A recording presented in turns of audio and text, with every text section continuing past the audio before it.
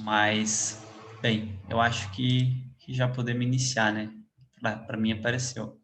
Mariana, pode Só ir. antes de passar a palavra à Claro. Mariana, nossa aluna do PET, eu sou Heloísa, eu sou tutora do PET Direito e, assim, muito rapidamente, eu queria cumprimentar especialmente os nossos convidados, os dois reitores, a professora Joana, reitora da Universidade Federal do Sul da Bahia, o professor Ricardo, reitor da Universidade Federal do Paraná.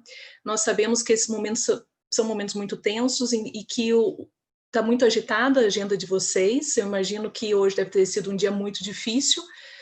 E por isso, para a gente é uma honra tê-los aqui para que nós possamos conversar sobre os desafios da educação superior pública nesse contexto. Então, muito obrigada por terem aceitado o convite, muito obrigada por terem a disponibilidade.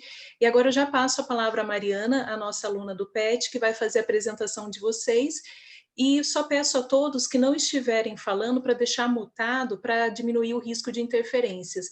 E também, como um aviso geral, se quiserem, no decorrer das falas, deixarem perguntas no chat, quando terminar e nós passarmos para a parte de perguntas, já está antecipado.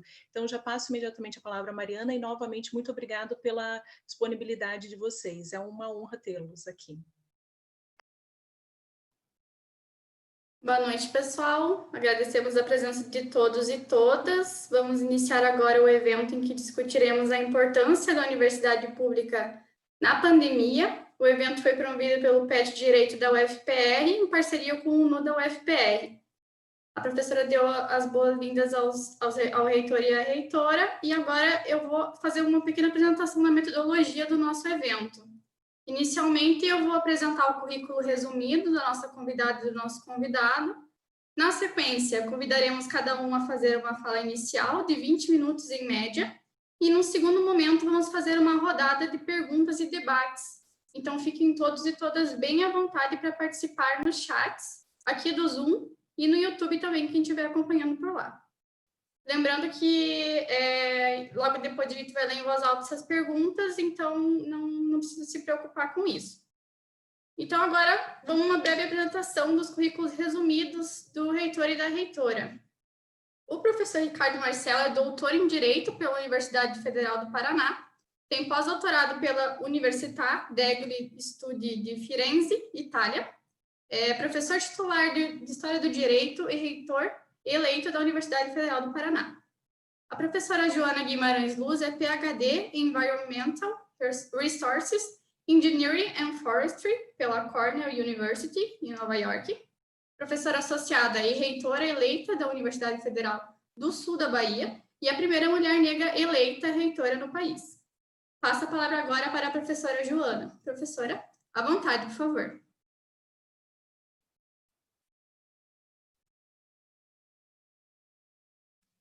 Professora, acho que a senhora está mutada.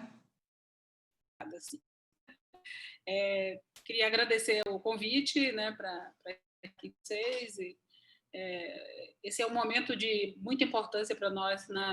Essas discussões são de extrema importância, dado o momento que nós vivemos, né, com todas as questões aí que o país vive no momento, enfim, então essas discussões, esses debates são extremamente importantes. Queria cumprimentar o meu colega Ricardo aí, um abraço, Ricardo, é um prazer te encontrar aqui, tá? Bom, nós estamos afastados, né, nossas reuniões em Brasília, e não temos nos visto ultimamente, mas continuamos em contato aí sempre, tá?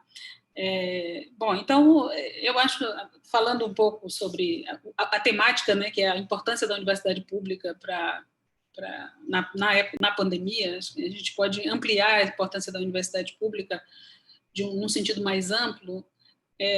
Nós temos, com a pandemia, essa questão, não só a questão da universidade, acho que várias questões ficaram muito explícitas, né, sobre as nossas relações, sobre a nossa construção social, enfim, tem uma série de pontos aí que a gente consegue enxergar melhor durante um período como esse, que a gente vive nesse momento, que é um período em que nós temos que paralisar, em certa medida, né, nossas atividades cotidianas, da forma como a gente conduzia até antes de iniciar essa pandemia. E num momento como esse, é claro que a universidade ela desponta como o lugar da busca por respostas, né, na busca por soluções. Como por se tratar de uma pandemia, ou seja, de algo que diz respeito à questão de saúde, enfim, exige que nós tenhamos uma ação, né, no sentido de busca de solução, e aí essa busca de solução passa pela ciência, e a ciência se faz, em especial, dentro das universidades, que é onde se desenvolve conhecimento, onde você desenvolve pesquisas nas mais diversas áreas do conhecimento, e, portanto, a universidade acaba se tornando o ponto de referência para essas questões, para as perguntas.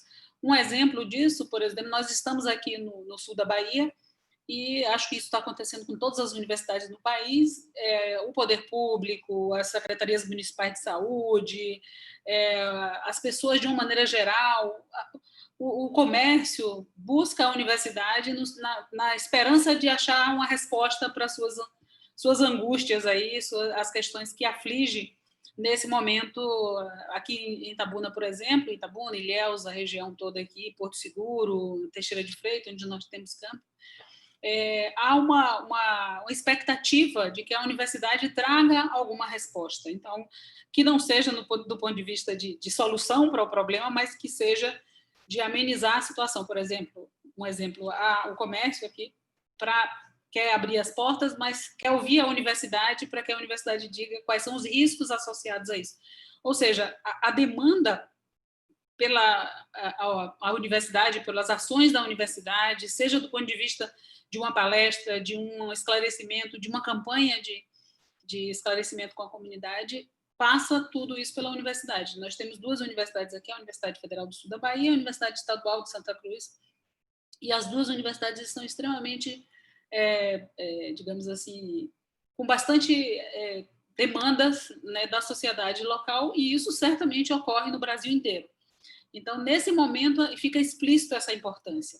Mas, se a gente abstrair esse momento, que é um momento de emergência, um momento em que a gente está buscando soluções científicas para um problema concreto, fica a questão da universidade enquanto uma instituição que traduz uma série de anseios da população. Ou seja, a universidade, apesar da universidade ser um espaço, né, ter sido no Brasil e ainda é até hoje um espaço de elite, um espaço que foi construído e que a serviço das elites sempre foi assim. A universidade era o espaço para os ricos, a classe média colocar seus filhos, era onde os filhos, era o destino dos filhos da classe média, das classes mais ricas, né?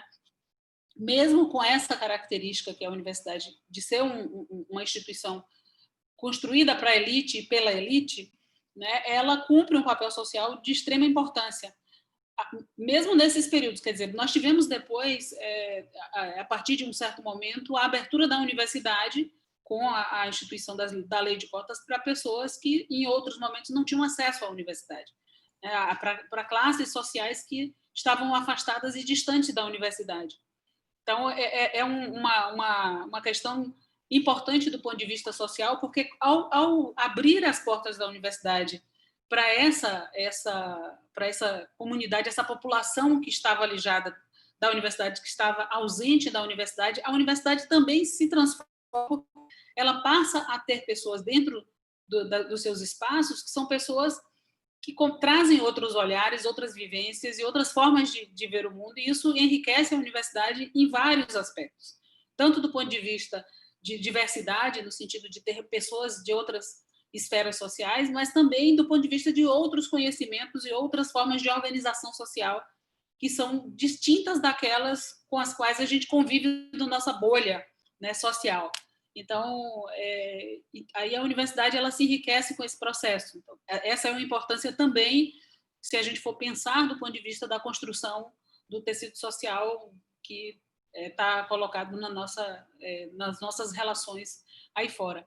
A universidade ela também tem uma questão que ela é reflexo da sociedade que a cerca. Então, hoje nós temos uma discussão, a medida provisória editada hoje, né, e publicada hoje, por exemplo, traz a tentativa digamos assim, digamos não, certamente, de um ataque à autonomia da universidade. Esse ataque se traduz no momento em que a universidade está tem um papel de extrema importância no momento emergencial que nós vivemos, e essa universidade é atacada na sua autonomia.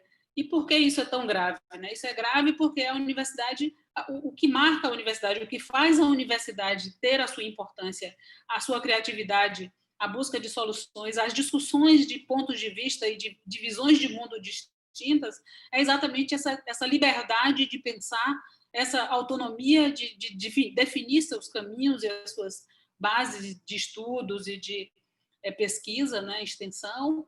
Então, isso faz com que a universidade seja o espaço de geração de conhecimento e não só de geração, mas também de trazer conhecimentos que estão fora dessa universidade e que podem contribuir para que a gente possa pensar o mundo e enxergar o mundo sobre outras óticas, que não apenas aquelas que nós construímos dentro dos nossos muros. Né? Então, nós trazemos aqui, nós poderíamos ficar aqui falando sobre N pontos e N situações em que a universidade tem o seu grau de importância. E eu costumo dizer que a universidade, ela, ao mesmo tempo que ela é um vetor de extrema importância em qualquer região onde ela se encontra, ou seja, ela é um vetor de desenvolvimento, é um ponto de convergência de várias olhares e de várias medidas e situações que ocorrem nas regiões onde ela está inserida, ela também tem um papel por exemplo, a universidade ela não é geralmente, quando nós chegamos aqui, só para exemplificar, para deixar mais claro o que eu estou querendo dizer, quando nós viemos para aqui, para a região, existia já a Universidade Estadual de Santa Cruz, é uma universidade de excelente qualidade, muito boa universidade estadual, mas é uma universidade pequena. Chegamos nós, a Universidade Federal do Sul da Bahia, para se juntar à Universidade Estadual de Santa Cruz, numa região que tem em torno, somando-se todos os nossos campos aqui, os nossos campi e mais na região onde nós estamos inseridos, um pouco a obesidade com o áudio ligado aí. Então, quando nós chegamos na região, havia uma carência, uma população de quase 2 milhões de pessoas, tinha a Universidade Estadual, que era uma universidade que absorvia uma pequena parte dos jovens da região. Chegamos aqui e aí a expectativa em relação à chegada da universidade, como se a universidade fosse resolver todos os problemas da sociedade que estavam aqui, as mazelas que faziam parte da vida das pessoas que viviam nessa região. Então, é importante que a gente coloque também, não coloque a universidade nesse lugar de que... Então, ao mesmo tempo que a universidade tem a sua importância significativa, também é importante que a gente deixe claro, e isso é uma contribuição da universidade, de que a universidade não é ela responsável pelas mudanças, ela contribui, ela participa, ela tem uma atuação extremamente importante em qualquer situação, em qualquer região, em qualquer local onde ela esteja inserida, mas não é ela que faz a mudança, senão a sociedade que está no seu entorno. Né? E ela reflete a sociedade que está no seu entorno. Então, a gente precisa ter muito cuidado quando a gente coloca a universidade com uma responsabilidade de ser ela que vai fazer as transformações sociais. Ela tem uma importância extrema, ela tem um papel de extrema importância nesse processo todo, mas ela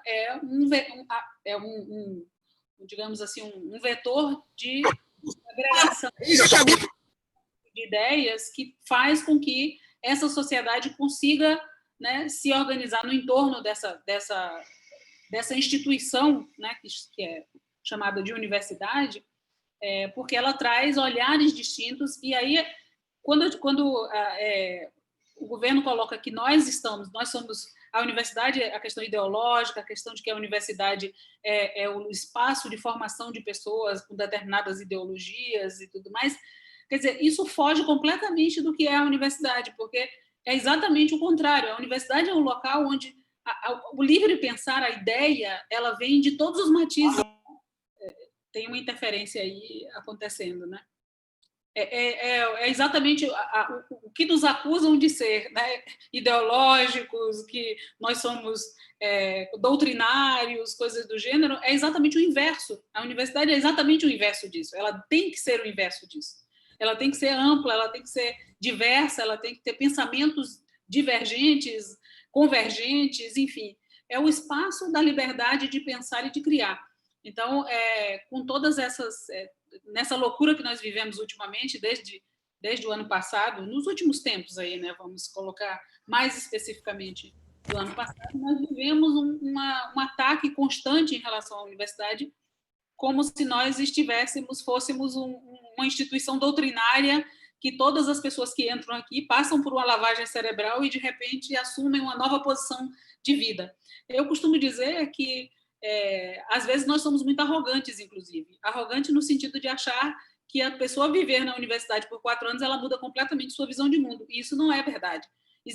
A universidade tem uma contribuição significativa na formação das pessoas, mas ela não é a responsável pela forma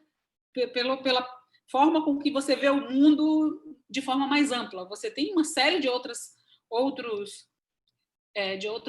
dimensões, nós temos uma série de outras dimensões na nossa vida que nos dá o que nós somos, né? Como nós nos comportamos, como nós vemos o mundo, como nós nos relacionamos.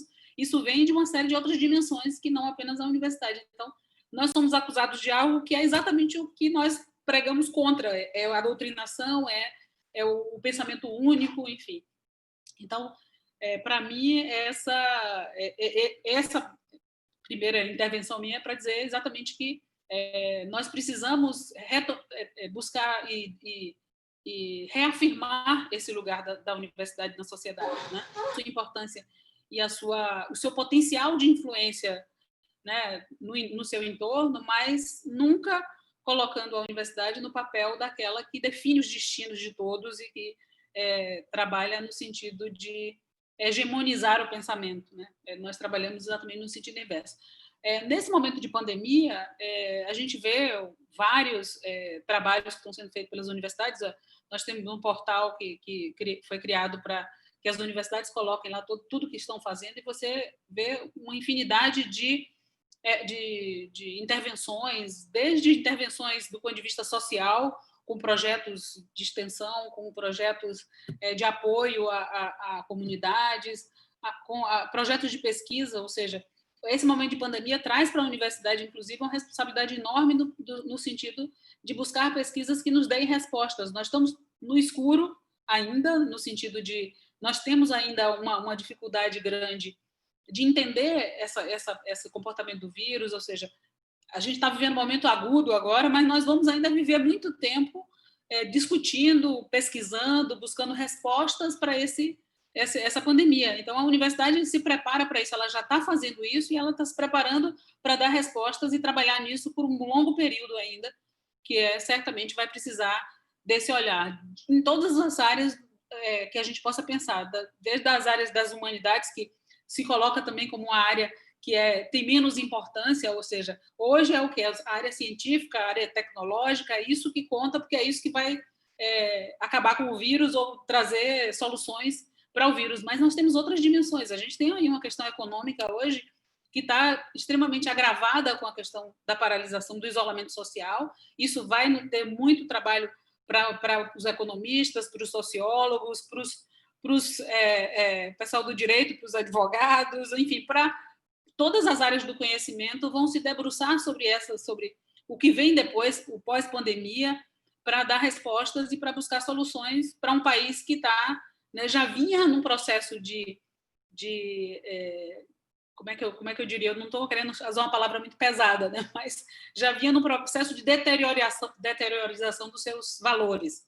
E isso se agrava muito com essa pandemia. Se agrava muito porque as pessoas se fragilizam, as pessoas estão buscando respostas que nós não temos ainda, muitas delas, né?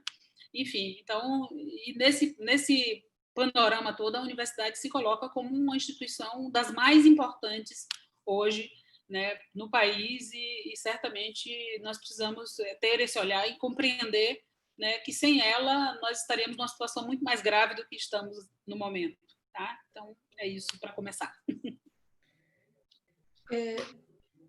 Professora Joana, professor Ricardo, como vocês perceberam, eu peço desculpas imensamente, houve um processo de invasão, o que eu acho que é muito sintomático dos tempos que vivemos. Eu acho que nada poderia ser mais sintomático do que conversarmos sobre universidade, sobre educação pública e sobre o papel da diversidade, aquilo que a professora falava sobre o contexto da universidade regional, sobre o contexto de criação, de criatividade, do que nós termos grupos que justamente não querem ouvir. Eu acho que isso é bastante sintomático. Então, nós pedimos desculpa porque não conseguimos resolver isso antes, embora estivéssemos tentando.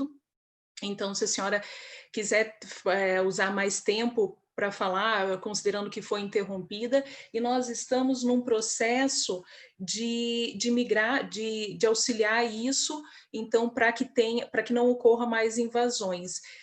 Deixa eu só conferir aqui, eu acho que a professora Joana gostaria de usar mais tempo, considerando as interrupções, fique à vontade. Não, eu termino aqui e aí durante o debate trago mais algumas questões.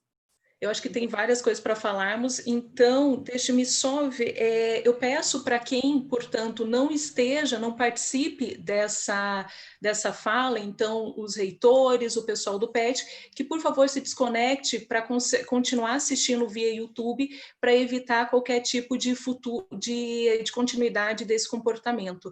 Então, peço a gentileza de vocês saírem dessa sala Zoom e continuar no YouTube que está sendo transmitido.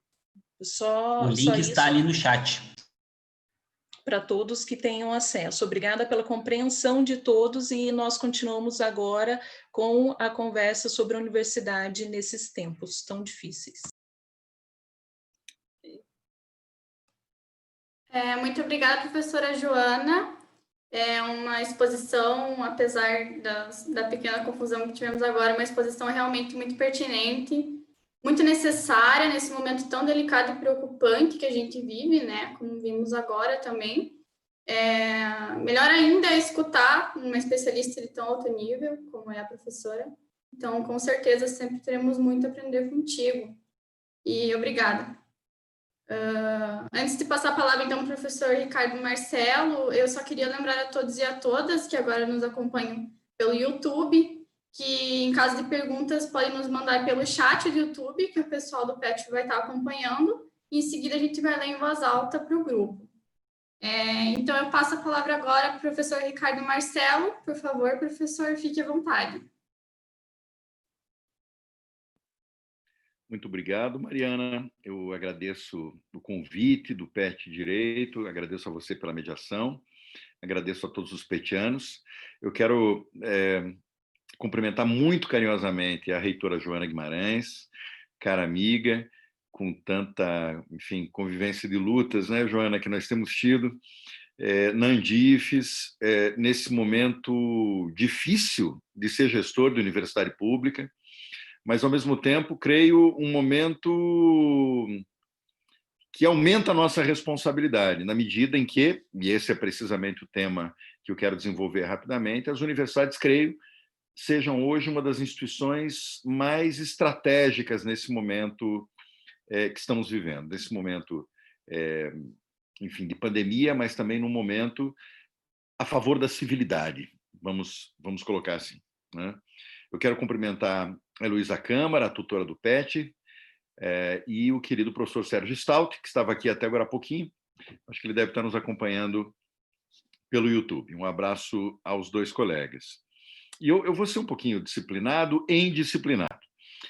Disciplinado, pegando o fio proposto por vocês, falar da importância da universidade pública na pandemia, falar um pouquinho disso, mas, ao mesmo tempo, em vista dos acontecimentos que aconteceram hoje, nessa madrugada, menos de 24 horas, que foi a edição da medida provisória 979, que é uma medida provisória que está falando sobre o processo de escolha de reitores por conta da pandemia. Então, pegar um gancho para falar um pouquinho disso. Me parece que esse é o assunto do momento. Eu acho que esse é um assunto que merece um pouquinho a nossa reflexão crítica nesse momento. Eu acho, pena que nem todo mundo acha, né? E acho que tem muita gente que precisa ser convencida, mas eu acho que a universidade pública é absolutamente central no nosso contexto brasileiro. Eu costumo dizer nas formaturas, Joana, em outros lugares pode ser diferente. Pode ter um protagonismo de institutos de pesquisa, de universidades privadas, mas essa não é a história brasileira. O contexto do Brasil é o de que os indubitáveis protagonistas da produção do conhecimento são as universidades públicas, as federais e as universidades públicas estaduais. Se contabiliza que mais de 90% da produção da ciência, da tecnologia e da inovação no Brasil acontecem pelas universidades públicas, o que significa que, basicamente, são elas que são as grandes usinas do conhecimento, no caso brasileiro. O que é uma coisa fundamental. Fundamental para a formação das pessoas, fundamental para chegarmos às fronteiras do conhecimento em tantas áreas, mas também fundamental para a nossa soberania, também fundamental para o próprio desenvolvimento econômico. As nossas universidades públicas, ademais, elas têm outros papéis colaterais que a gente precisa lembrar, que funcionam muito bem no tempo de pandemia, como também nos tempos fora da pandemia. Nós somos um fator de inclusão. As universidades públicas, que hoje, a reitora Joana falou muito bem, não são mais elitistas como foram há um tempo, hoje nós somos um fator de transformação na vida das pessoas. Eu digo que essa minha experiência como gestor, os momentos mais emocionantes que eu testemunho, que eu vivo, são aqueles em que nós vemos de perto como trajetórias, vidas de estudantes e de suas famílias são absolutamente revolucionadas pelo fato de elas terem feito esse percurso nas universidades, que no nosso país são os lugares da excelência do conhecimento. Temos ainda, como universidades públicas, esse papel tremendo, que não é pequeno, de desenvolvimento regional. A Joana sabe bem o que é isso lá na sua universidade, mas nós temos isso, exemplo de várias universidades que existem como vocação de desenvolvimento regional. A UNILA, um tanto assim, embora a UNILA tenha, enfim, uma vocação bastante específica, mas a Unipampa e tantas universidades novas brasileiras são assim, mas mesmo nós, as universidades mais antigas, temos isso muito forte. Se eu pudesse dar os dados para vocês de como nós transformamos o município de Matinhos, por exemplo, desde que o nosso campus está ali, de como o índice de desenvolvimento humano, como, enfim, a economia local, como tudo mudou naquele lugar desde que a universidade está lá, é uma coisa de emocionar. Se a gente for hoje falar a história de Palotina, no oeste do Paraná, a gente não pode distanciar da presença da universidade ali, que transformou essa cidade, como estamos transformando hoje Jandaia do Sul e outros lugares onde a universidade aparece, Pontal do Paraná e por aí vai. Então, um lugar absolutamente central. Isso, para mim, é um truísmo. Falar dessa centralidade da universidade é um truísmo, mas eu tenho repetido tanto isso, em falas como agora, em cerimônias, porque nós vivemos um momento em que, aparentemente, as universidades, com muita ingratidão, eu diria, elas são colocadas num canto do ringue como se fossem instituições nocivas, dispendiosas, caras. Então, a gente tem que fazer aquilo que é o nosso papel, falar o óbvio, falar o óbvio. A pandemia, nesse ano, paradoxalmente, com todo o seu drama e os seus problemas, acabou colocando as universidades públicas num outro lugar. Ela trouxe alguma coisa de positivo, é isso que eu quero dizer. Porque, de repente, com pessoas ficando doentes, com pessoas precisando de cuidados, com pessoas precisando de orientações seguras, certas, rigorosas, tanto na saúde quanto no controle da doença, e isso é alguma coisa que envolve, claro, em primeiro lugar, as ciências biomédicas, mas um conjunto de saberes bastante amplo. Pois bem, nesse momento em que a água chegou no pescoço do planeta inteiro, mas também aqui no Brasil, de maneira dramática, como nós estamos vendo agora, pois bem, de repente todo mundo percebeu que precisa prestar atenção na ciência. E no caso brasileiro, prestar atenção na ciência significa prestar atenção nas universidades públicas brasileiras, que são o berço da nossa ciência.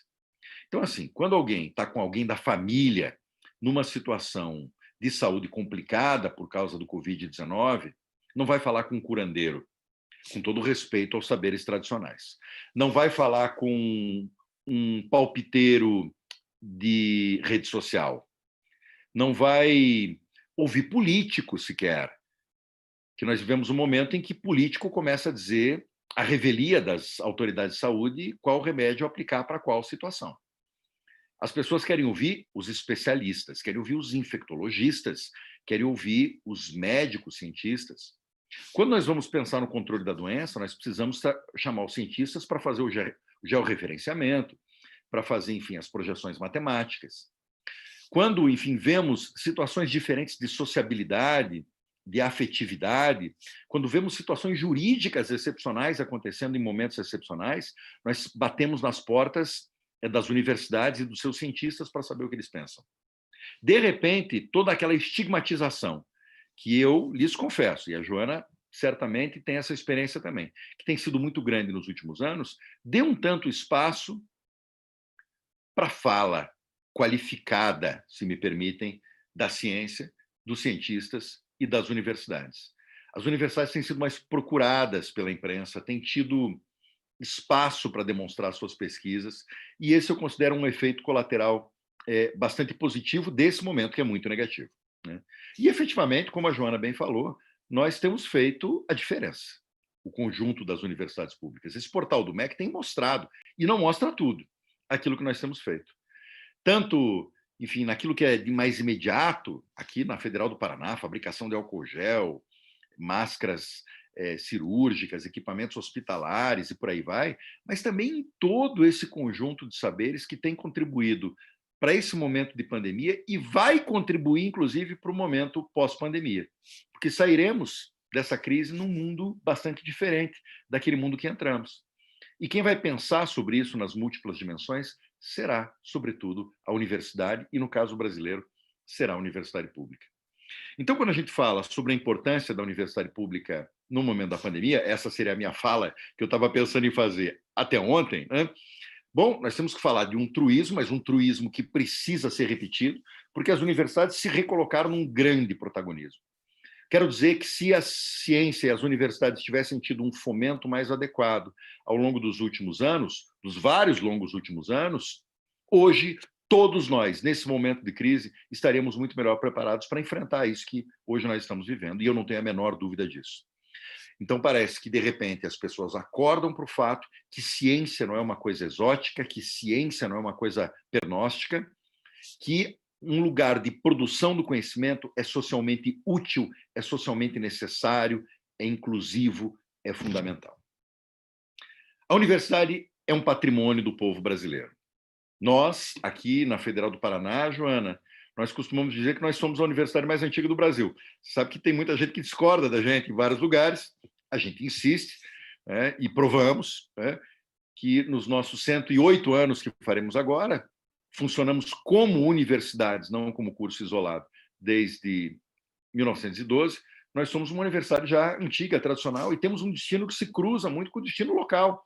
A gente não pode, inclusive, pensar no desenvolvimento do nosso estado, da nossa cidade, sem esse lugar. Somos absolutamente cruciais. Precisamos ser ouvidos, precisamos ser respeitados e precisamos, enfim, ser compreendidos. Universidade não é qualquer repartição pública. Universidade é uma instituição da liberdade de pensamento, da pluralidade, como bem disse a reitora Joana, e por isso ela tem características específicas. Não somos uma repartição pública, com todo respeito às repartições públicas. Eu estou dizendo apenas que nós temos especificidades importantes. Uma dessas especificidades é que, se nós não tivermos liberdade interna, a gente não consegue expressar toda a nossa potencialidade. Reconhecer a liberdade e atribuir liberdade para nós, do muro para dentro das universidades. Veja, o que não significa que a gente não tem que prestar contas. Aliás, não tem ninguém que preste contas mais do que nós, né, Joana? Quer dizer, os órgãos de controle estão o tempo inteiro, às vezes, instalados dentro da universidade. A gente não quer fugir ao controle social, a gente não quer estar acima de normas, a gente não quer estar fora, enfim, numa instância soberana de poder, absolutamente nada disso, mas nós precisamos respirar essa liberdade interna, que pode se expressar em tantos níveis. Nessa semana passada, acabou de ser publicado o acórdão do Supremo Tribunal Federal, que veio a partir de uma ADPF, ajuizada lá em 2018, na época das eleições, que reafirma com tanta eloquência sobre a necessidade de respeitar a liberdade das universidades, a sua autonomia. Essa dimensão da liberdade é muito importante, mas, atenção, eu quero agora me concentrar numa outra dimensão da nossa liberdade, que não é acessória, ao contrário, é central. a nossa liberdade de dirigir os nossos próprios rumos, a liberdade de escolher os nossos próprios gestores. Isso tem valor constitucional. Quando o artigo 207 da Constituição fala da autonomia administrativa, é também isso que nós queremos dizer.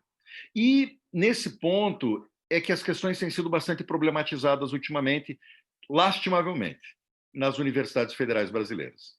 Nós temos uma legislação de 95, 96, na época do então presidente Fernando Henrique Cardoso, a Lei 9192 de 95 e o Decreto 1916 de 96, que regulamentavam as eleições.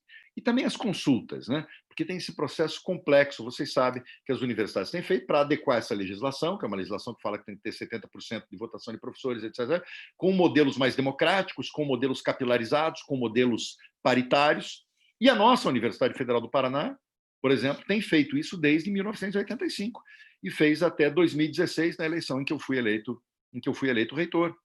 Uma eleição que, portanto, acaba tendo como resultado a escolha de um gestor, de um líder, que teve a oportunidade de ter um debate interno com a sua comunidade, um debate democrático, que pôde conversar com ela e que pôde ser legitimado por uma escolha democrática, pelo voto.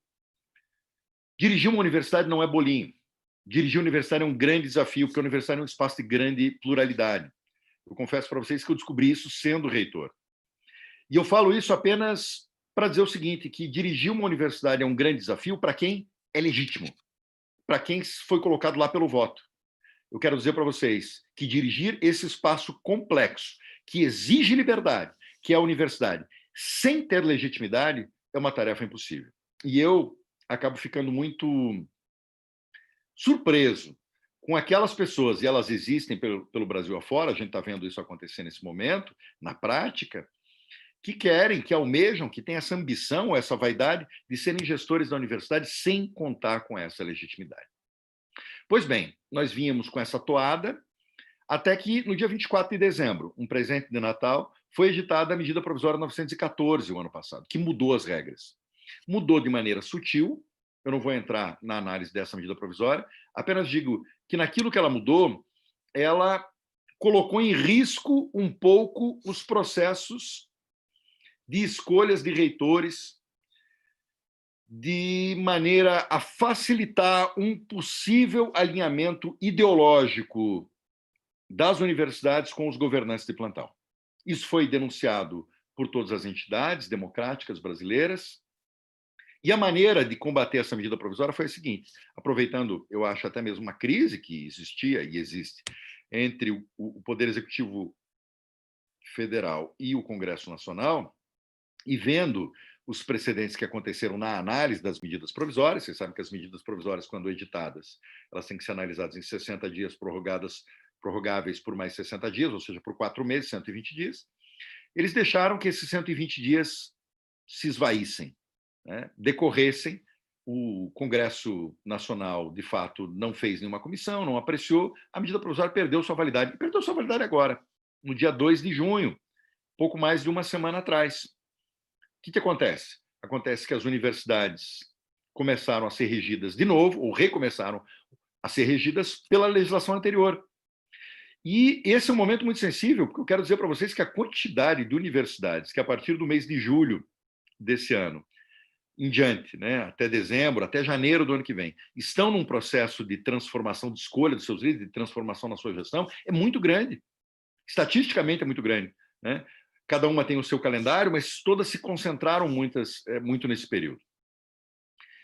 Depois que decaiu a medida provisória, todos estavam discutindo. Eu tenho um grupo de WhatsApp com uma série de reitores de universidades que estão enfrentando as suas sucessões, né? E tentando ver agora como vai funcionar nesse novo momento, etc. As pessoas estavam começando a se articular. A própria Universidade Federal do Paraná, que começou a discutir agora que, enfim, as regras estavam colocadas, né? Caiu a medida provisória, então a legislação anterior, porque eu não sei se os estudantes vão lembrar disso, só os do 5º ano que vão lembrar, mas há exatos 4 anos, no início de junho de 2016, a nossa Universidade Federal do Paraná já estava com campanha eleitoral para a reitoria toda, então era tempo de fazer isso e discutir os desafios de se fazer uma campanha eleitoral nesse momento, como tantas universidades estavam fazendo. Pois bem, nesse momento em que a universidade estava para começar esse debate, nessa madrugada vem essa medida provisória 979. Eu não sei se vocês já tomaram exato conhecimento do que ela diz, mas ela diz, é uma medida provisória muito sucinta, ela diz basicamente o seguinte: essa medida provisória trata da questão da escolha de reitores e vice-reitores na época da pandemia, de acordo com a emergência definida na lei tal, que vai até 31 de dezembro, e diz que não é para fazer eleição remota e nem escolha de lista tríplice enquanto estivermos nesse momento de pandemia, de acordo com a lei, ou seja, até o final do ano, e que, quando acabarem os mandatos dos gestores nesse ano, será nomeado um reitor pro tempore pelo presidente da República, até que se haja condições de se fazer alguma escolha quando passar a pandemia. Para quem não sabe, reitor pro tempore é uma expressão em latim para o interventor. É uma escolha que pode ser, inclusive, uma escolha estranha e alheia à comunidade. Ou alguém da comunidade que é pinçado por um critério qualquer, seguramente não por um critério de escolha democrática da própria instituição. Essa medida provisória causou muita perplexidade. Em primeiro lugar, porque, a exemplo do que aconteceu com a medida provisória 914, ela não foi objeto de uma conversa prévia com os reitores ou com a associação dos reitores. Todos, ao mesmo tempo, fomos surpreendidos na madrugada. Eu estava acordado, inclusive, era 1h pouco da manhã, recebo isso pelo WhatsApp, fico até as 3h30 discutindo isso, porque tínhamos hoje um comum para fazer um informe sobre o início do nosso processo, fomos atropelados por isso. E acho que as universidades, que são as mais afetadas por isso, precisavam ser consultadas para participar desse diálogo de construção de uma regra dessa. Isso em primeiro lugar. A segunda perplexidade imensa é que, diante das várias alternativas, porque claro que nós temos um problema de pandemia, isso é inegável, a gente precisa enfrentar isso, enfrentar a vida de um modo geral, inclusive a vida universitária diante da pandemia. Diante das várias alternativas ao fato de que existem reitores em fim de mandato no momento da pandemia, quais alternativas? Prorrogar o mandato dos reitores que foram eleitos, viabilizar, inclusive do ponto de vista legal, eleições ou consultas de forma digital. Eu sei que isso tem uma certa controvérsia, abro um parênteses para dizer isso a vocês, mas vejam, todas as universidades brasileiras, todas que estavam em processo de consulta agora, estavam se colocando o desafio de fazer uma consulta remota.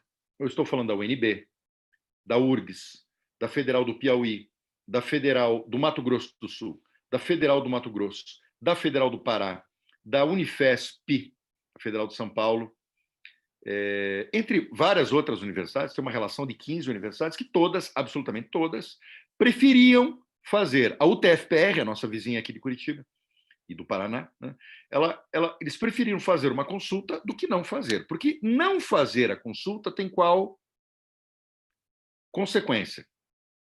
A UTFPR, nossa vizinha, fez uma consulta ao MEC, né, fizeram uma consulta à Secretaria do Ensino Superior e eles responderam por meio de um parecer da Conjur, que é ligada à AGU do MEC, que respondeu o seguinte: se vocês não mandarem a lista, isso antes da medida provisória, né? Se vocês não mandarem a lista ou mandarem atrasado, nós nomearemos um pro tempore.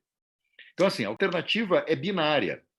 Ou se faz a eleição, ainda que em tempos inconvenientes, que vivemos em tempos inconvenientes para exercitar a nossa democracia, mas ela é possível de algum modo, ou, se não fizermos a eleição, teremos um pro tempore. Essa é a escolha que é colocada para todas as universidades federais brasileiras nesse nosso momento de crise.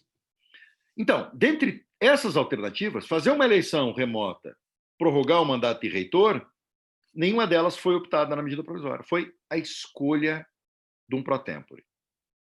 O problema é que o artigo 206, inciso 6º da Constituição, estabelece, e isso, portanto, é uma regra constitucional, que as universidades têm que ter uma gestão democrática.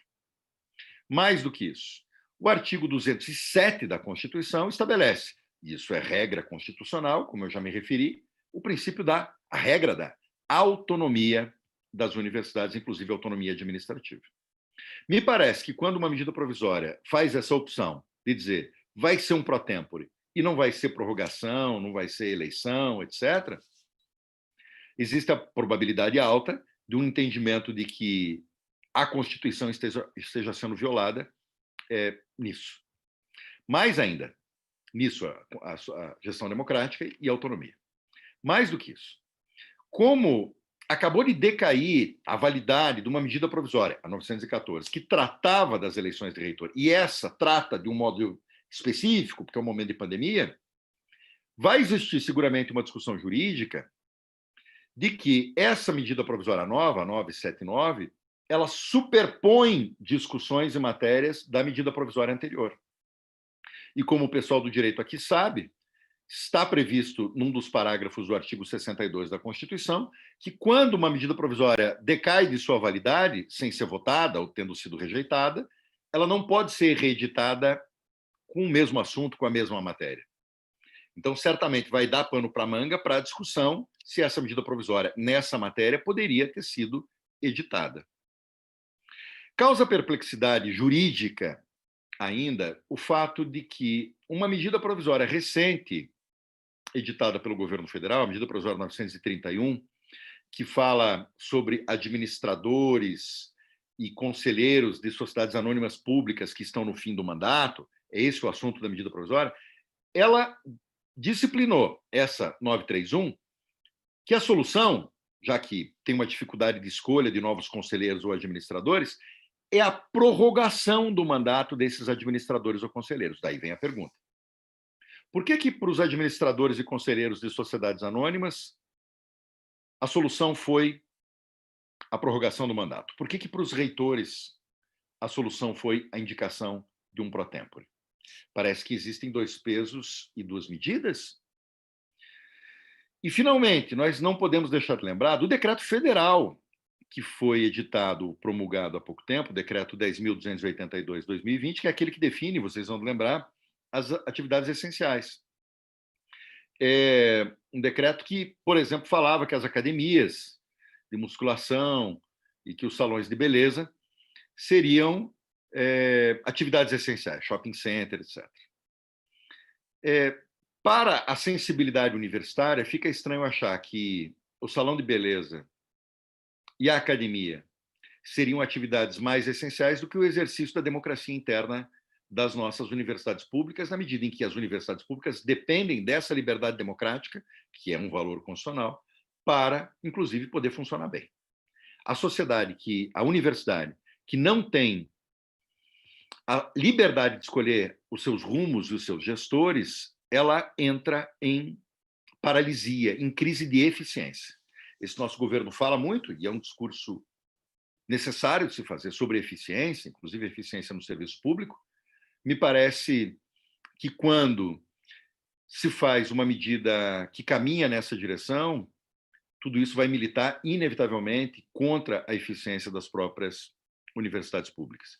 Quer dizer, se existem dois pesos e duas medidas, aqui os juristas sabem disso, existe uma outra possível violação à nossa Constituição Federal, que é o princípio da proporcionalidade, que, enfim, pode ser controlada a constitucionalidade de um ato pela violação do seu princípio da constitucionalidade, da proporcionalidade. De modo que nós vivemos hoje, em menos de 24 horas, grandes paradoxos, que têm a ver com a universidade pública, as federais especificamente, em tempos de pandemia. O que vai ser, eu não sei. Mas o que eu sei, Mariana, que eu acho que eu já passei dos meus 20 minutos, né? Quem sabe a gente pode prosseguir um pouquinho falando sobre os debates, né? Sobre isso, se isso entrar, porque tá muita coisa acontecendo. Hoje foi um dia bastante intenso, inclusive no que diz respeito a isso. De todo modo, eu quero agradecer demais, mais uma vez, ao PET Direito da nossa Universidade Federal do Paraná pelo honroso convite e registrar mais uma vez a alegria de estar aqui com a reitora Joana. Muito obrigado. Mariana. Obrigada. Oi? Observação. Essa questão que o Ricardo traz em relação à questão da solução encontrada para o momento de pandemia para resolver o problema da continuidade das gestões das universidades, né, através de indicação de pro tempores. Por outro lado, o MEC faz uma grande pressão nas universidades para que retornem às aulas de forma remota. o que significa dizer que a forma remota é possível, né? Segundo a lógica deles, a gente tem condições de dar aulas, mas não tem condições de fazer uma eleição virtualmente. Então, é interessante. É um paradoxo. Se você me permite, se você for lembrar, a medida provisória 914, aquela que o governo editou no fim do ano passado e que decaiu a validade, ela disciplinava consultas ou eleições internas e dizia que elas tinham que ser preferencialmente de forma remota. A medida provisória anterior dizia isso. E agora esse registro muda 180 graus. É um paradoxo. Exato. Mas o ministro acabou de lançar uma nota, né, dizendo que, quer dizer, não disse assim com essas palavras, mas explicitamente ele disse isso, que a gente não quis 914, agora vamos ter que engolir essa. A nota que acabou de sair agora do Ministério. Enfim. É isso. Mas, Mariana, desculpe. Não, imagina, o debate é com vocês, a gente está aqui para mediar apenas. A gente vai conversando, as coisas vão acontecendo, é tudo muito concomitante, fica até difícil a gente conversar, né? As coisas se atualizam a cada momento. Então, eu queria só agradecer pela fala do professor Ricardo Marcelo. É sempre muito enriquecedor escutá-lo, professor. Nós temos visto muito bem a importância da pluralidade que a universidade ela oferece e estimula para a sociedade, né? E, apesar de tudo, com certeza, a gente pode dizer que estamos em excelente companhia aqui hoje para discutir esse tema tão importante para todos nós. Então, novamente, a gente queria agradecer a oportunidade de ouvi-lo e de ouvi-la também, professora. Passaremos agora para a etapa das perguntas. Nós fizemos um levantamento das perguntas feitas no chat do YouTube e a gente vai ler algumas delas.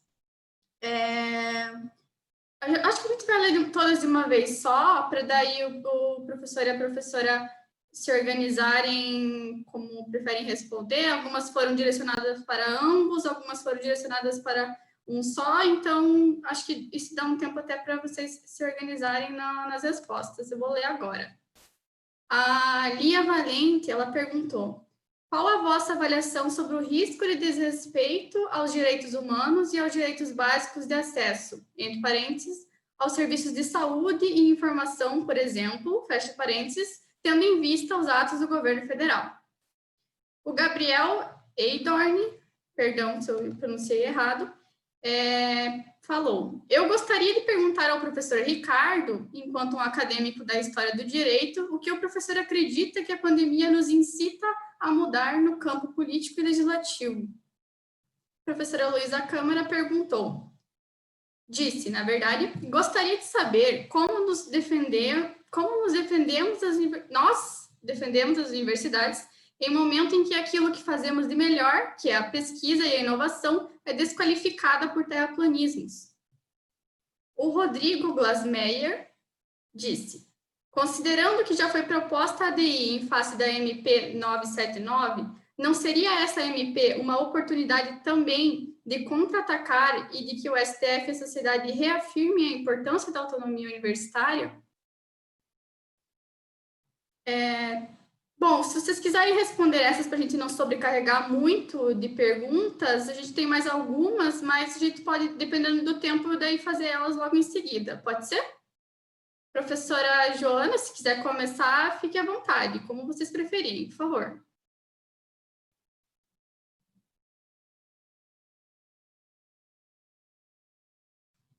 A professora está mutada, professora. Bom, a pergunta da Lia, um abraço, Lia. A pergunta da Lia é com relação à questão de direitos humanos, e, enfim, isso não é algo, né, que implica uma violação, vamos dizer assim, né? A gente está vivendo no Brasil um momento bastante complicado nesse quesito.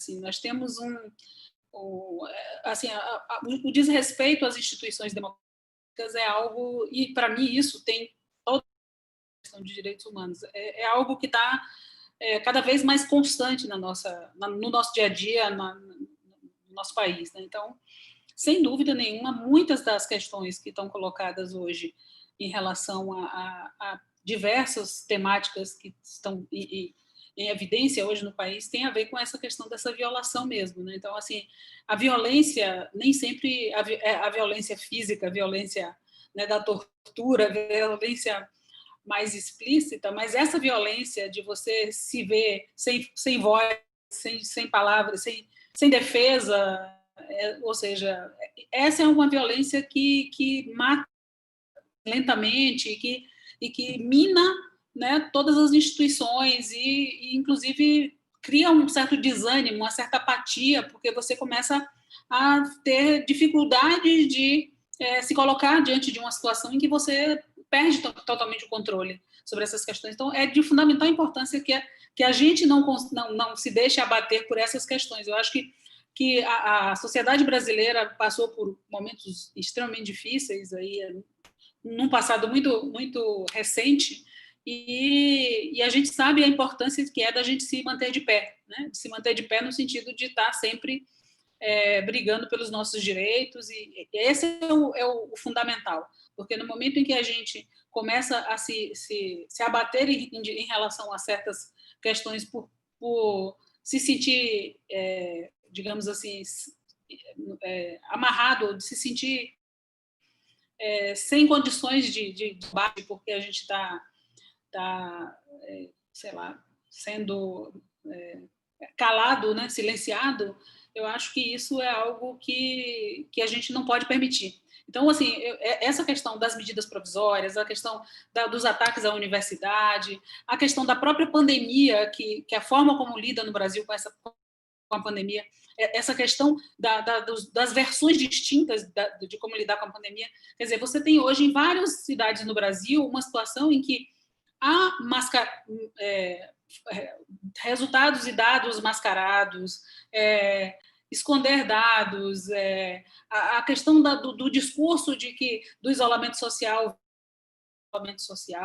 enfim, o povo brasileiro está completamente à deriva do ponto de vista de gestão, do ponto de vista de direcionamento. E no momento,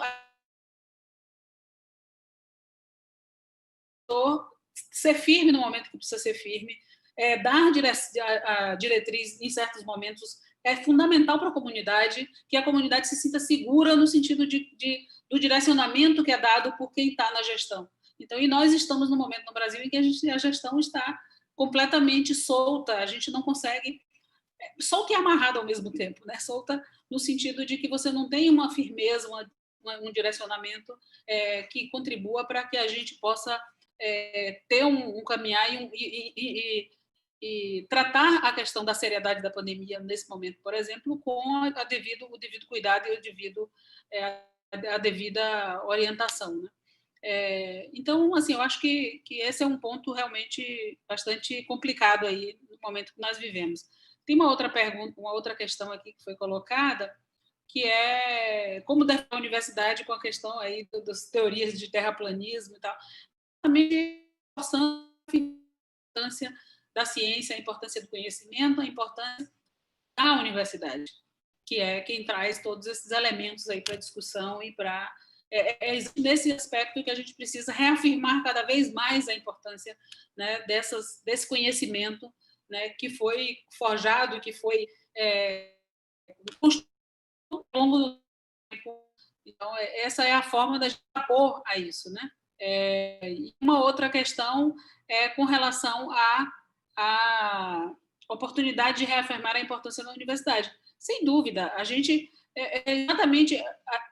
Quer dizer, esse momento, a gente teve o ano passado uma situação da universidade que a universidade completamente desacreditada. Houve a tentativa de se fazer isso, desacreditar a universidade, colocar a universidade como lugar de balbúrdia, colocar a universidade num local de que ela não tinha uma produção adequada com o quanto ela gastava, ou seja, ela gastava muito e produzia pouco, enfim. A universidade foi completamente colocada num lugar, como o Ricardo colocou, num cantinho do ringue, né, lá, e assim, e sendo pisoteada né, jogando ovos podres em cima, né? Foi essa situação que nós vivemos o ano passado. O ano passado inteiro foi uma situação bastante complicada e bastante difícil para todas nós universidades. Esse ano, com a questão da pandemia, a universidade volta da forma seguinte: onde é que vamos buscar soluções para essas questões todas que estão colocadas hoje? É onde? É a universidade. Quem vai nos dar as respostas? Quem vai nos trazer esperança para a solução do problema? É a universidade.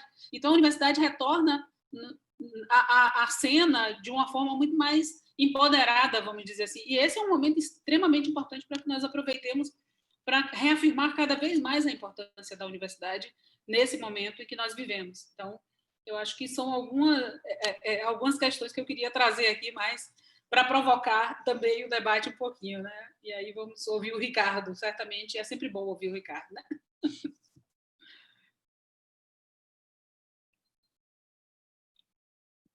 Obrigado, Joana. Bom é ouvir você, Joana.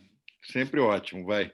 Deixa eu dizer aqui, bem rapidamente, que a Joana já, eu acho que foi na mosca aí muita coisa. Lia, sobre esse risco de desrespeitar os direitos humanos, eu vou responder de maneira bem genérica, não nesse contexto que a gente está agora, não só no contexto da pandemia. Eu vou te falar como historiador do direito mesmo. Os nossos direitos e as nossas liberdades, a força da nossa democracia, nunca pode ser considerada como adquirida de uma vez por todas. A gente talvez tenha estado, depois de alguns anos da vigência da nossa Constituição Federal de 88, tranquilo, achando que, enfim, né, determinadas coisas nunca vão ser colocadas em questão, algumas liberdades individuais nunca vão ser colocadas em questão, os próprios direitos humanos nunca vão ser colocados em questão. A gente vê que a gente erra nisso. O historiador do direito tem que se lembrar aquilo que aconteceu na Europa dos anos 20 e dos anos 30. A Alemanha, depois da Constituição de Weimar, que era uma constituição avançada, progressista, ela teve, enfim, aquela debacle que nós sabemos, a ascensão do nacionalsocialismo e, na prática, o sequestro dos direitos, das liberdades e das garantias e dos direitos humanos que vicejavam ali na Belle Époque, né? Então, veja que o exemplo da história nos mostra isso, e é isso que eu diria para ontem, para hoje e para amanhã. Nós temos que ser vigilantes com as liberdades, com os direitos e com a democracia absolutamente sempre. O Gabriel pergunta, o que a pandemia nos ensina nos planos político e legislativo? Bom, ele pergunta, como historiador do direito? O Gabriel, historiador do direito olha para o passado, né? Eu tenho mais dificuldade de fazer prognósticos, né? De olhar para o futuro. Mas, assim, o pouco que eu posso dizer sobre isso é que eu tenho certeza que esse mundo vai estar diferente na política, eu digo, tanto na forma instrumental da política, né? As pessoas, e eu me confesso que eu era um desses, né? Que sempre tinha muito receio das estratégias de inclusão, das estratégias digitais de participação, né? E eu acho que, com todos os limites que ela tem, sobretudo num país desigual como o nosso, né, em que tem um problema de inclusão digital que jamais vai poder ser posto de lado, mas elas têm potencialidades importantes. E acho que o nosso mundo vai sair diferente, né? Não estou dizendo que tudo vai migrar para formas de participação digital, mas eu acho que a gente pode não eliminar as formas diretas de participação, porque a gente não pode fazer isso, mas incrementar as outras formas de participação com as estratégias digitais que nós estamos sendo um pouco obrigados a usar agora nesse momento de pandemia. Do ponto de vista jurídico, sempre isso acontece. Agora sim eu falo como historiador do direito. Os momentos de exceção são momentos que mostram também exceção no campo jurídico, tanto na produção de normas quanto na interpretação de normas, né? E eu estou, como historiador do direito, louquinho para terminar isso, para inclusive poder olhar para trás e fazer essa avaliação como professor e como cientista. A Elô faz a pergunta, a Elô Câmara, a professora Heloísa Câmara, que eu conheço a Elô há bastante tempo, gente. Então, assim, me permitam essa intimidade com a Elô, que foi minha aluna, uma excelente aluna, inclusive, quando ela estava no primeiro ano da faculdade. Como é que nós fazemos para desempenhar nossa função nesse mundo de terraplanistas? Elô, eu sonho pensando nisso, né? E acho que nós temos que continuar. Se chover ou se fizer sol, na tempestade ou na bonança, com gente que deu o nosso reconhecimento devido ou gente que não deu o nosso reconhecimento devido, nós temos que fazer a nossa função.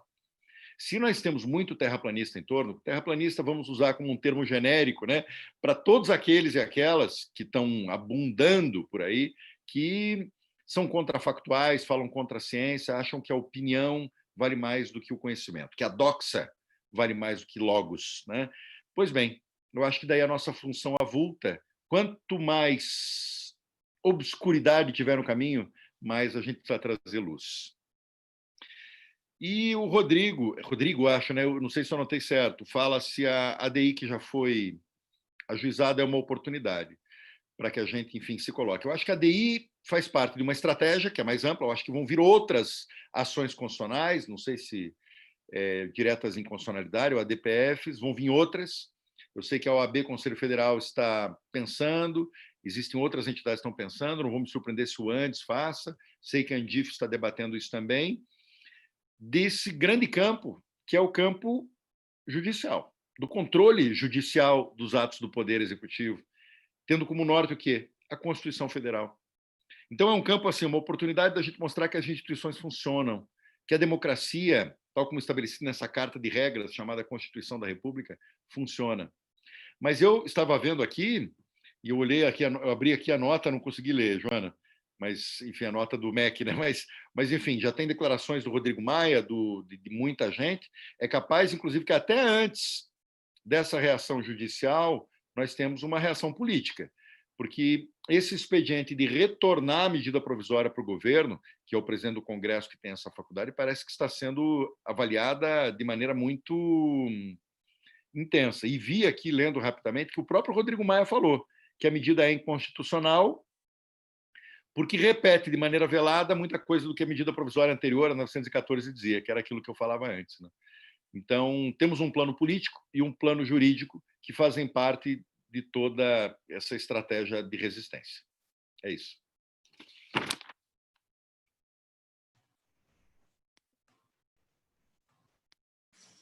Bom, como temos mais um tempo ainda, primeiramente, obrigada pelas respostas da primeira rodada. Eu acho que eu vou fazer mais uma rodada, então, de mais 4 perguntas que a gente tem aqui, pode ser? A quinta pergunta também da professora Heloísa, ela disse, eu gostaria de saber da professora Joana sobre os impactos da universidade na região, que não é a capital, só para fazer alguns comentários sobre isso.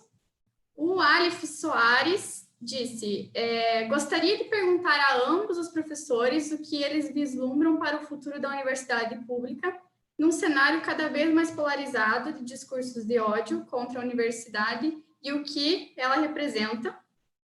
O Vinícius Nascimento disse, minha dúvida diz respeito a como a comunidade acadêmica deve responder a esses ataques que o governo e o MEC estão realizando em face da gestão das universidades públicas. E, por último, o professor Sérgio Stout disse, na opinião dos reitores, por que a universidade vem sofrendo um processo tão violento de ataque por parte do governo federal? Qual a matriz ideológica ou teórica dessa triste posição? Por favor, professores, quem gostaria de falar primeiro, fique à vontade.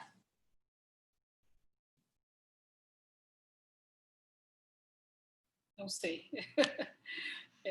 Eu estou sempre falando primeiro, né? Mas vamos lá. Bom, começando aqui com a pergunta da Heloísa, os impactos da universidade na região. Bom, Heloísa, de fato, a universidade no interior, eu já é a minha segunda experiência no interior, e por um lado, desafiador e, ao mesmo tempo, gratificante, né? Eu tive na Federal da Bahia, quando eu fui professora da Universidade Federal da Bahia, antes de vir para a Universidade Federal do Sul da Bahia, e fui diretora de um campus da Universidade Federal da Bahia, no oeste da Bahia, que hoje é a Universidade Federal do Oeste da Bahia. Então, eu fui a primeira diretora, fui quem implantou o campus lá. E, assim, a chegada da universidade, tanto em Barreiras, no oeste da Bahia, quanto aqui, na região sul, extremo sul da Bahia, é aquela questão. Você chega numa região, e nós temos um problema grave, né, que os nossos municípios, né, o nosso interior, ele foi sempre muito esquecido do ponto de vista de educação e, em especial, educação superior. Quer dizer, tem problemas em todos os níveis educacionais, mas a educação superior ela chegou muito tardiamente nesses lugares. Então, você tem um déficit educacional enorme Você tem, quando nós viemos para cá, nós fizemos um levantamento, por exemplo, nós formava anualmente aqui na região em torno de 100 mil jovens e nós tínhamos 1.000 vagas de ensino superior, considerando toda a região sul e extremo sul da Bahia. Quer dizer, um déficit enorme de vagas de ensino superior na região. Tem as questões, por exemplo, de desenvolvimento do ponto de vista de pesquisa, de extensão, enfim. Há quer dizer, os problemas relacionados à região que a universidade, quando a universidade chega mais perto desses problemas, porque nós tínhamos a UFBA, que até bem pouco tempo era a única universidade federal que tinha na Bahia, era a Universidade Federal da Bahia, em Salvador, concentrada totalmente em Salvador, e essas regiões onde nós estamos hoje eram regiões que não tinham. Então, muitas vezes, toda a pesquisa e o desenvolvimento de trabalhos da UFBA se voltavam para a região metropolitana, para a região do Recôncavo da Bahia, que é no entorno de Salvador. Claro que existia que outra pesquisa fora desse circuito, mas era muito limitada. Então, a chegada da universidade traz essa expectativa, né, de que as coisas da universidade. Então, quando nós chegamos aqui, e o mesmo aconteceu em Barreiras, há uma demanda enorme da sociedade local, esperando que a universidade traga respostas para as suas demandas, para as suas dificuldades, para resolver os problemas colocados na região, né? E essa é uma questão porque, muitas vezes, a universidade também não pode se colocar como a grande resolvedora de todos os problemas, porque muitos deles dependem de uma série de outros atores, incluindo a própria sociedade local, né? Mas a gente tem trabalhado muito, assim, muito proximamente com a sociedade local, com as organizações, enfim. Então, temos tido bastante atuação aí, e temos trabalhado, inclusive, com as demais instituições que estão aqui na região. Nós tínhamos só a Universidade Estadual aqui, agora nós temos a Universidade Federal, o Instituto Federal da Bahia e o Instituto Federal Baiano, que também estão aqui. Nós trabalhamos muito em conjunto, né, para dar soluções, e a gente tem sido, hoje, por exemplo, foi exonerado o secretário foi nomeado um novo secretário de saúde aqui em Itabuna, e a primeira coisa que ele fez foi, antes de nomear, ele me ligou para saber se a universidade daria apoio para a Secretaria de Educação, que ele só iria aceitar o cargo se a gente concordasse em apoiar, em ajudá-lo nos projetos e nas questões relativas. Então, precisa ter uma ideia de como funciona isso, né? Uma outra questão que veio foi como a de vislumbra para o futuro da universidade, né? Bom, eu acho que a universidade é uma instituição milenar e ela vai continuar viva, vai continuar existindo e vai continuar funcionando, e, né, da forma... claro que a gente está vivendo um momento difícil agora. Hoje à tarde eu participei de um seminário, um webinário agora que chama, né? Webinário, com o pessoal da Folha, que falava exatamente do futuro da universidade no Brasil, e o tema hoje à tarde foi diversidade. E o futuro da universidade eu vejo como... O que a gente vislumbra? Eu acho que a universidade ela mudou, eu falei isso na minha primeira fala, a universidade mudou muito o seu espectro, ou seja, hoje ainda tem muito que mudar, mas já melhorou bastante o que era a universidade elitista, a universidade para as classes mais altas. A universidade hoje já tem uma penetração, ou seja, as pessoas de baixa renda, as pessoas das periferias das nossas cidades já conseguem chegar até a universidade. Então, é uma realidade hoje.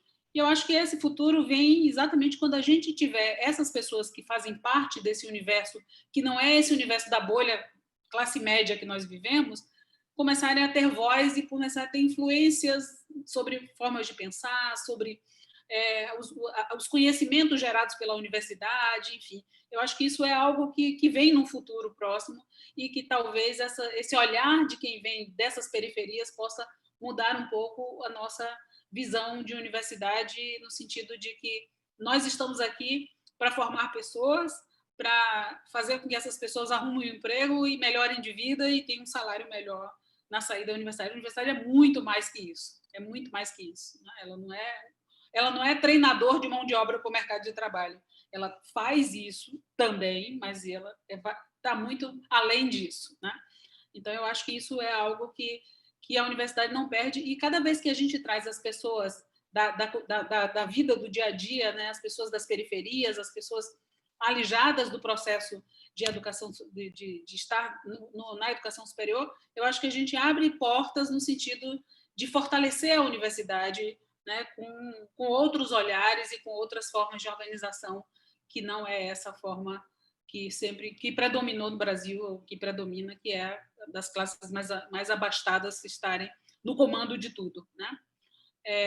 Uma outra questão é a comunidade acadêmica, como deve reagir, né? Eu acho que a comunidade acadêmica assim, no trabalho de estar atento e estar... O que o Ricardo falou, né? Que a gente não deve nunca achar que a causa está ganha. Né? Nós não devemos achar que nós estamos bem, que, né? Eu acho que a gente teve esse momento, a gente veio de um processo de ditadura militar, passou a ditadura militar, veio a questão da abertura democrática, a Constituição, os governos foram, né, se consolidando com eleições e tal. A gente nunca passou um período tão longo com eleições, né? No Brasil, né, eu acho. E com presidentes terminando seus mandatos, né? Começando e terminando, né? Apesar de termos tido 2 impeachments depois da abertura democrática. Mas é isso, estar atento que as coisas não estão dadas, ou seja, as conquistas, a gente tem que estar sempre vigilante em relação às nossas conquistas, porque elas podem sempre voltar e a gente pode regredir muito. A gente tem tido um enorme retrocesso no Brasil em vários aspectos, né? E isso é algo que, se a gente não estiver vigilante, não tiver cuidado com esse retrocesso, facilmente... Eu sempre cito o exemplo, Ricardo, do Irã. O Irã foi um país bastante desenvolvido, né, e, de repente, o Irã virou aquele fundamentalismo religioso e tal. Foi um retrocesso gigantesco que teve no Irã, né? E nós podemos chegar a um ponto desse. Quer dizer, era um país bastante progressista, inclusive, com avanços e tudo mais, sociais e tecnológicos e tal, e, de repente, virou o que virou, né? Então, a gente tem essa questão aí que é complicada. Então, é sempre possível. Esse exemplo que você coloca, por exemplo, do nazismo, o crescente, né, o surgimento do nazismo, por exemplo, em países que tinham consolidado suas democracias, suas instâncias e seus valores democráticos e sociais, mas veio, se instalou e, por pouco, a gente não perduraram por mais tempo, né, do que foi. E uma outra questão, a última, é porque a universidade vem sofrendo ataque pelo governo federal. Bom, essa é uma questão que é isso, né? O que dá, a gente está fazendo live, né? A gente se compromete muito quando a gente está fazendo live, porque a gente tem que dizer certas coisas, né? E aí não tem jeito. Então, assim, por quê? Porque a universidade significa exatamente o inverso do que as pessoas que fazem parte do governo hoje pensam em relação à sociedade. São os privilégios que devem ser mantidos, porque é óbvio que eu preciso ter uma multidão de miseráveis, porque essa multidão de miseráveis é que me dá o destaque na vida, é que me faz garantir, né, que eu vou ter os privilégios que eu tenho. Então, eu preciso disso, eu preciso desses valores que colocam a mulher no lugar de subalterna, que coloca o homem branco como homem, né, como o dominante na sociedade, que coloca os indígenas no seu devido lugar lá no meio do mato, ou com as migalhas que sobram para eles, né, que colocam os negros numa situação de miséria nas nossas favelas. Isso é o status que quer ser mantido na sociedade. Isso tem que ser mantido dessa forma, porque existe uma hierarquia. As pessoas que se colocam, que estão na sociedade, que se colocam como... Elas acreditam piamente que elas merecem. Elas merecem isso, os arianos, né? Eles serão escolhidos, e são pessoas que merecem o que têm, eles têm por merecimento divino, certo? Então, precisam disso, precisam ter esse merecimento divino para que eles possam justificar que precisa ter. Tem pessoas que são superiores e tem pessoas que são inferiores, e as pessoas inferiores têm que estar no seu devido lugar mesmo, né? As mulheres são inferiores, os negros são inferiores, os indígenas são inferiores, e a raça branca, né, predominante da cultura e da economia tem que se sobressair, né? Quando eu falo isso, a gente está falando de forma do pensamento, né? E do pensamento que vem dessas pessoas que hoje fazem parte dominam o governo brasileiro, né, tá hoje comandando o país, é exatamente esse tipo de pensamento. Então, por isso, a gente precisa pensar que valores nós queremos para a nossa sociedade, né? Quer dizer, o fato de você ter pessoas negras hoje na universidade, o fato de você ter pessoas das periferias hoje nas nossas instituições, isso incomoda muita gente. Incomoda, porque, na verdade, esse direito não é um direito deles, é um direito dos filhos da elite brasileira que tem esse direito. Não é direito. O direito dessas pessoas, elas podem até ter uma casa para morar, um emprego para comprar comida no final do mês, mas é só isso que basta para essas pessoas, não precisa mais nada que isso. Quem tem que ter os privilégios é essa elite que acha que ela merece isso porque foi dado por o poder divino, deu a elas o direito de massacrar e de explorar os demais. Então, essa que é a grande verdade. Então, por isso, obviamente, a universidade ela reflete algo que é você trabalhar ideias. E por que a universidade, essa questão ideológica, está tão forte hoje? Né? Esse governo bate tanto na questão ideológica. Por quê? Porque consideram que a gente estuda, a gente lê, a gente discute, a gente traz temáticas diversas, de várias matizes, inclusive, que vai de um extremo a outro do campo ideológico, está dentro da universidade. E é isso, entende? E isso não significa dizer... As pessoas acham, como eu falei no início, que a gente faz uma lavagem cerebral, como se nós tivéssemos esse poder, né, Ricardo, de fazer lavagem cerebral e que todos os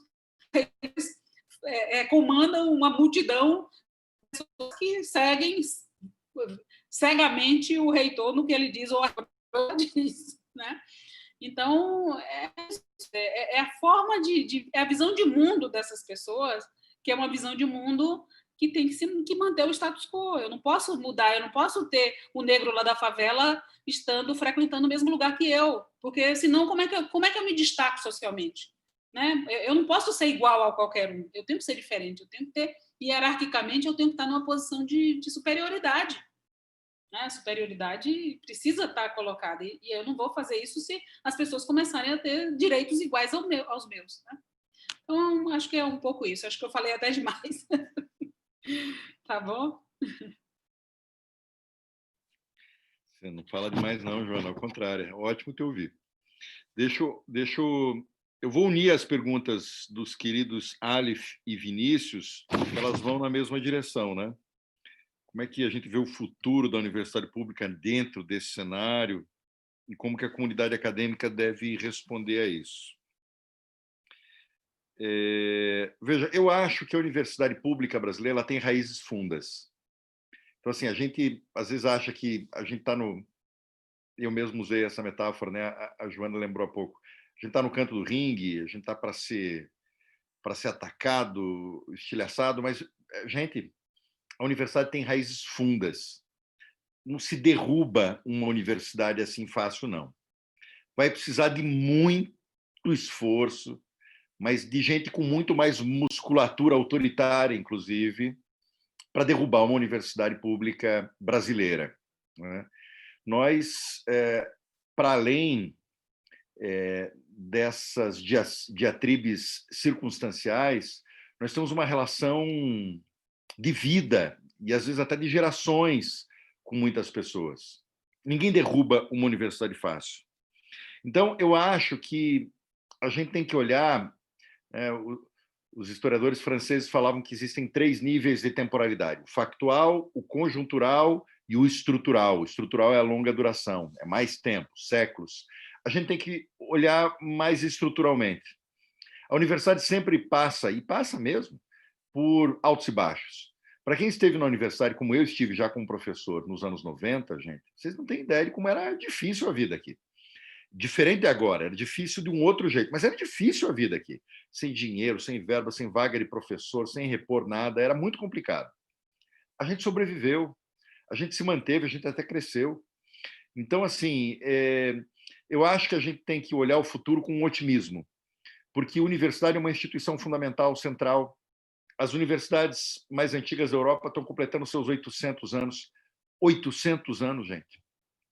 Eu nunca vou me esquecer, para o pessoal do direito aqui, quando eu fui para Macerata, há alguns anos, o Sérgio também foi para Macerata, o professor Sérgio Stato está aqui, mas foi numa outra ocasião que eu tinha ido antes, eu fui dar um curso a convite do professor Máximo Meccarelli.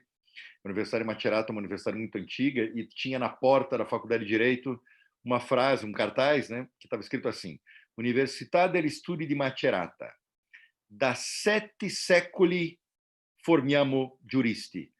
Formamos juristas há 7 séculos. Então, assim, a história da Universidade Europeia é essa. Nós formamos juristas, por exemplo, aqui há mais de um século. A nossa história universitária é um pouco mais tímida, mas ela já tem raízes fundas também. Então, assim, respondendo muito genericamente, como é que eu olho o futuro da universidade? Eu olho com otimismo. A gente já passou por perrengues, estamos passando de novo, mas vamos superar. A universidade fica. Mas para ficar, e daí eu vou muito na questão do Vinícius, a gente tem que estar junto, Vinícius. É na hora do aperto, né? Na hora que o feijão falta, é que a família tem que ficar mais solidária. E esse é um ataque para quem é filho da universidade, para quem está nela, para quem já esteve, e para todos aqueles que veem nela um instrumento importante, com toda essa importância que a professora Joana já falou. Então, para além daquilo que eu dizia antes, as estratégias jurídicas ou políticas, a nossa comunidade precisa estar coesa nessa defesa. Hoje nós temos formas de comunicação difusas, redes sociais. A gente está juntos, reafirmando cotidianamente, e hoje, em tempos de pandemia, é assim que a gente pode fazer, né? Digitalmente. Essa nossa centralidade e estar juntos nisso, combatendo juntos nisso, é um fronte absolutamente importante. Com a solidariedade das 40 mil pessoas que hoje aqui compõem a nossa comunidade, aqui na Federal do Paraná, pode ter certeza, ninguém tasca a mão na gente, não.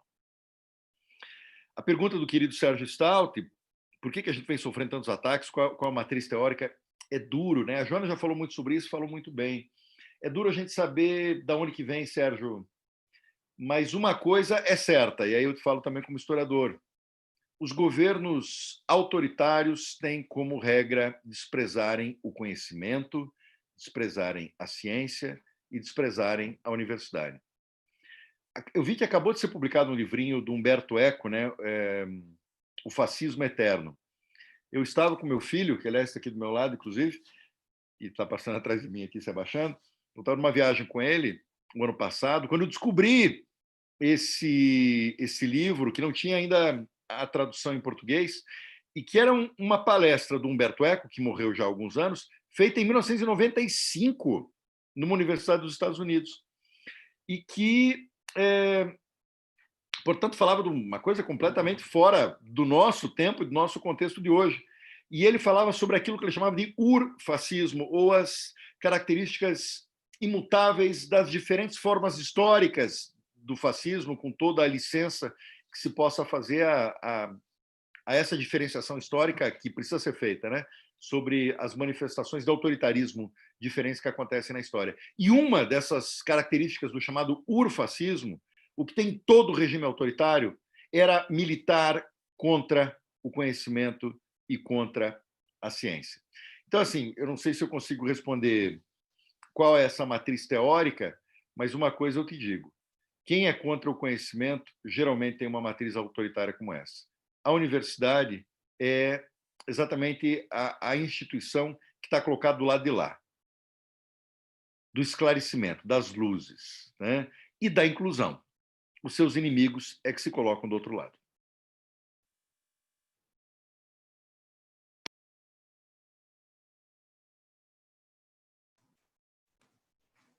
Muito obrigada, professores. As perguntas elas foram muito bem respondidas, o debate foi realmente muito proveitoso, o tema tem muito pano para manga, poderíamos ficar aqui conversando ainda por horas, né?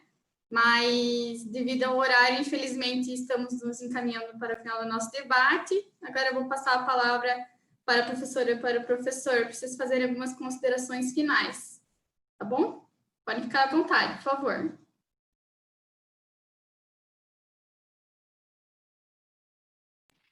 Quer que eu comece agora, Joana? Pode ser, pode ser. Tá bom, querida. Veja, não, a minha última palavra é só uma palavra de agradecimento. De agradecimento e de satisfação. Agradecimento pela oportunidade da gente estar conversando, de rever os estudantes do curso de Direito, que é o meu curso, Joana. Né? Os estudantes do meu curso, eu estou meio longe de lá já faz um tempo, né? Eu estou no 4º ano do meu mandato, mas eu tenho muita saudade de todos. dos meus colegas, ver a Elô, ver o Sérgio Stout, colegas professores, tá atuando nessa atividade do PET, tão legal, e, claro, rever a professora Joana Guimarães, né, aqui digitalmente. Então, assim, a oportunidade da gente debater sobre isso e parabenizar pela escolha do tema, o tema candente, aquilo que hoje está à flor da pele. Vocês nem sabiam da medida provisória 979 quando fizeram a organização do evento, mas acabou que as coisas confluíram para a gente, enfim, trazer à luz também esse debate, que é o debate do dia, né? Esse tema ficou nos trending topics do Twitter hoje, inclusive, né? Quer dizer, é o tema que mais está interessando todo mundo. Então, assim, um reconhecimento a vocês do PET e um agradecimento pela imensa oportunidade. Muito obrigado, gente. Eu vou na mesma linha do Ricardo, né? Agradecer muito a oportunidade. Aliás, é sempre muito bom falar da universidade, né? É um tema que a gente ficaria aqui horas ainda falando sobre isso. Essa é a beleza da universidade, exatamente isso, é você poder ter temas em que você discute, você, né, mesmo quando bom, fica melhor ainda quando a gente tem um opositor assim que vai se contrapor ao que você está falando, né? Que não foi o caso aqui, mas que também é bastante rico quando a gente vai para o debate de ideias, que eu acho que essa é a riqueza da universidade, né? Podermos estar no campo, inclusive, de ideias opostas, mas ter o respeito e ter, né, toda o pensamento que a gente respeita as opiniões, e as opiniões não, mas as posições e o conhecimento de cada um, isso é fundamental. E a universidade tem esse papel importante, né? Então, eu queria também agradecer muito o convite de vocês, é um prazer enorme, né, estar aqui com esse grupo, parabenizar a professora Heloísa, que é a tutora do PET, né? E o professor Sérgio também, enfim, e agradecer o convite e parabenizá-los pela temática, né? E eu acho, quando vocês perguntaram, a pergunta que veio sobre o que a gente pode fazer, né? É isso aí. Fazer isso é discutir, é debater, é trazer a temática para que a gente possa... É sempre bom quando a gente conversa, porque a gente traz ideias e às vezes a gente tem dúvidas sobre certas questões e no debate a gente consegue tirar essas dúvidas, consegue reafirmar nossos valores, enfim, reafirmar nossas posições. Então, esse é o caminho, né? É o caminho para a gente resistir e estar aqui firmes e fortes, né? Para que a universidade continue, e elas, concordando com o Ricardo, sem dúvida, as raízes são muito profundas para não vai ser qualquer tempestade, qualquer vento que vai nos derrubar, com certeza, tá? Muito obrigada. Bom, em nome do PET, gostaríamos de agradecê-lo e agradecê-la pela oportunidade de ouvi-los e aprendermos. Frisamos também que adoraríamos manter nosso contato com o FSB e expandir para outras regiões do Brasil também, para seguirmos sempre juntos. A professora Heloísa mandou um abraço para vocês, disse que ficou muito feliz de ouvir a paixão pela educação pública que vocês demonstram. E, com certeza, estaremos aqui sempre na luta, trabalhando e tentando melhorar a educação do nosso país, né? Então, muito obrigada novamente, e com isso encerramos nosso debate. Obrigada. Obrigada.